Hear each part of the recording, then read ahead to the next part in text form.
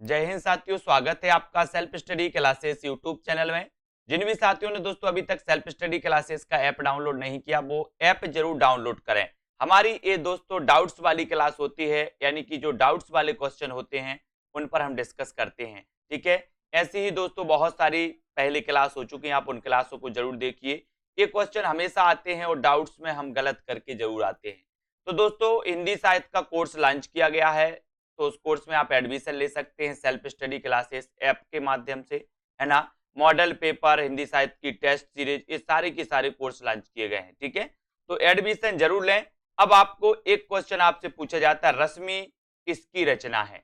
चार विकल्प है, महादेवी वर्मा की, दिनकर, प्रतिभा अग्रवाल या फिर अलका सरावगी। अब ऐसा अगर क्वेश्चन आता है तो कई लोग कंफ्यूज होते, कैसे कंफ्यूज होते हैं? डाउट्स नंबर एक, रश्मि और रश्मि रथी, है ना। तो रश्मि तो यहां पूछा गया, तो यहां तो उत्तर आपका महादेवी वर्मा हो जाएगा। लेकिन यहां पर रश्मि रथी पूछा जाता तो उत्तर दिनकर होता। याद रखते ना, कई लोग कंफ्यूज होते रश्मि और रश्मि रथी में। तो रश्मि महादेवी वर्मा जी की रचना है और ये महादेवी वर्मा जी की बौद्ध धर्म से प्रभावित रचना है। कई बार ऐसा भी पूछा जाता है कि महादेवी वर्मा की कौन सी रचना बौद्ध धर्म से प्रभावित है, तो ये रश्मि रचना है महादेवी जी की। ठीक है, बाकी रश्मि रथी किसकी रचना है? दिनकर की। डाउट्स नंबर एक क्लियर है ना। अब बात करते हैं दोस्तों डाउट्स नंबर दो की, पिता कहानी के लेखक कौन है?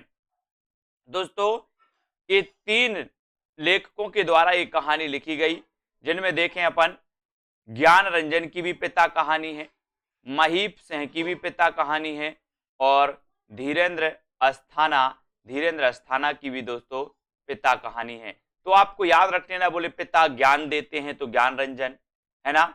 महीप रहते या समीप रहते हैं, ऐसे कर लेना, महीप या समीप रहते हैं पिता, तो महीप सिंह की भी दोस्तों क्या है ना, ये पिता कहानी है। धीरेन्द्र अस्थाना, और दोस्तों धीरे धीरे पिता हमारा क्या करते हैं? ज्ञान बढ़ाते हैं, है ना, हमारा पालन पोषण करते हैं।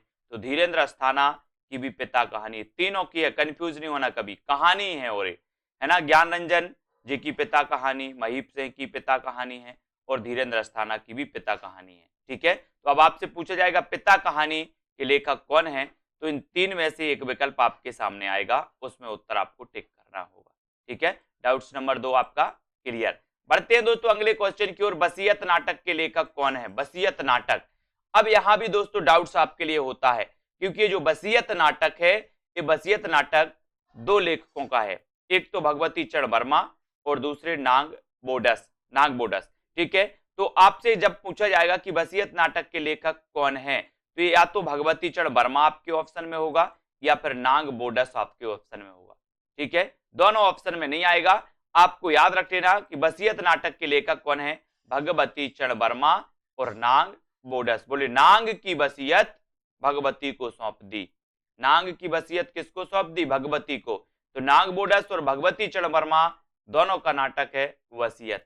ठीक है, तो डाउट्स नंबर तीन क्लियर है ना। अगला क्वेश्चन है दोस्तों, अगला जो अपना डाउट्स है, तीसरा हाथी नाटक के लेखक कौन है? एक क्वेश्चन पूछा जाता है अंधों का हाथी और दूसरा क्वेश्चन पूछा जाता है तीसरा हाथी, दोनों में कंफ्यूजन होता है, तीसरा हाथी और अंधों का हाथी। ठीक है, तो यहां से याद रख लेना, तीसरा हाथी ये दोस्तों किसका है? रमेश बख्शी का, ये रमेश बख्शी का नाटक है, जबकि अंधों का हाथी जो नाटक है वो शरद जोशी का है। अब याद रख लेना, बोले अंधों का हाथी जोश में आ गया, अंधों का हाथी काय में आ गया? जोश में आ गया, है ना।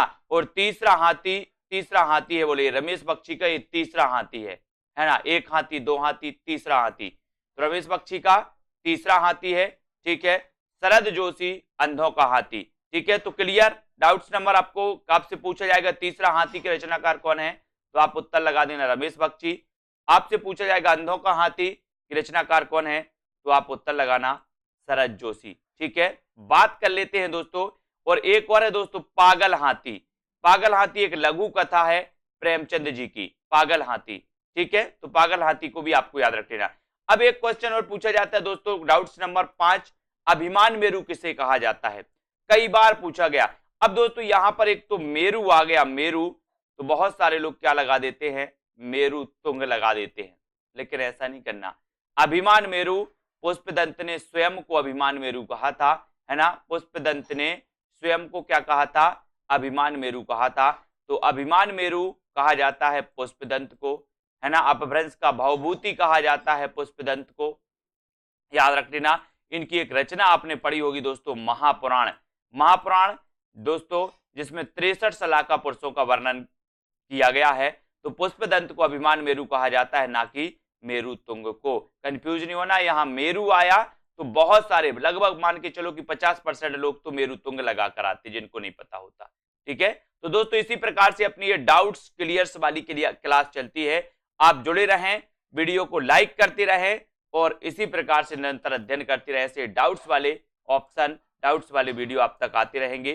ठीक है, वीडियो को आपको लाइक करना है और दोस्तों सेल्फ स्टडी क्लासेस ऐप से जुड़ जाना है। ऐप को अभी डाउनलोड कर लेना है और कोर्स में जिनको एडमिशन लेना है वो जल्दी कोर्स में एडमिशन ले, चाहे मास्टर कैडर वाले हों, चाहे UP TGT PGT junior TET वाले हों, एचपी टेट एच टेट या फिर यूके एलटी वाले हों। ठीक है, सभी लोग दोस्तों एडमिशन जरूर लें हिंदी साहित्य के लिए, और जहां पर आपको टिड़की वीडियो, विस्तृत अध्ययन, topic wise test, live class है, सारी चीजें मिलने वाली है। ठीक है, तो आज के इस वीडियो के लिए बस इतना ही।